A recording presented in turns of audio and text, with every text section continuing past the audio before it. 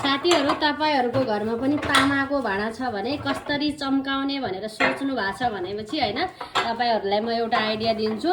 अलिकति गहुँको पिठो अनि त्यसपछि नुन होइन अनि त्यसपछि चुकको चुक हुन्छ नि अमिलाको त्यो चाहिँ हालेर चम्काउनलाई चाहिँ एकदमै राम्रोसँग चम्किँदो रहेछ क्या। हेर्न सक्नुहुन्छ कस्तो राम्रो भयो होइन। अघि कति धेरै उ थियो भनौँ न कस्तो फोहोर देखिन्छ नि त। अहिले चाहिँ हेर्न सक्नुहुन्छ कस्तो राम्रो चम्किसकेको छ होइन। मेरो बुढाले यहाँ माथि चाहिँ चम्काइसक्नु भएको छ। चम्किन्छ अहिले पुरै चम्किन्छ।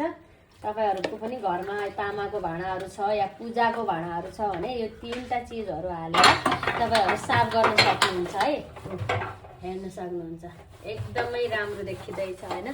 यहाँ त हेर्नु चम्किसक्यो सबै लगाएकै छैन माथि लगाउनु भएको चम्किरहेछ। एकदम राम्रो हुँदो रहेछ।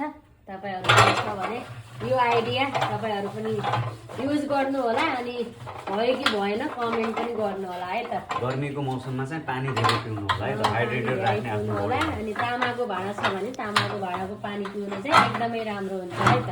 ल